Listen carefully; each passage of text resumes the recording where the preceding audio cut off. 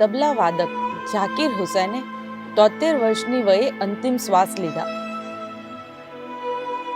તેમના પરિવારજનોએ સોમવારે આ જાણકારી આપી હતી.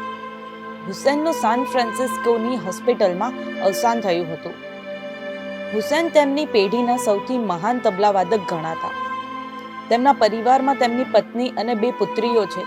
9 માર્ચ 1951ના રોજ જન્મેલા હુસૈન સુપ્રસિદ્ધ તબલાવાદક ઉસ્તાદ અલ્હાદ રાખાનાના પુત્ર હતા. પરિવાર દ્વારા જારી કરાયેલા એક નિવેદનમાં કહેવામાં આવ્યું છે કે તેઓ એક અસાધારણ વારસો છોડીને ગયા છે, જેને વિશ્વભરમાં અસંખ્ય સંગીત પ્રેમીઓ દ્વારા વહાલ કરવામાં આવશે, જેની અસર આવનારી પેઢીઓ સુધી રહેશે.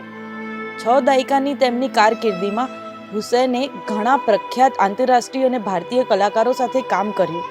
હુસૈનના નિધનના સમાચાર ફેલાતાની સાથે જ સોશિયલ મીડિયા પર શોક સંદેશાઓનો વરસાદ થવા લાગ્યો છે. દેશભરમાં શોકનું મોજું ફરી વળ્યું હોય તેમ લાગી રહ્યું છે.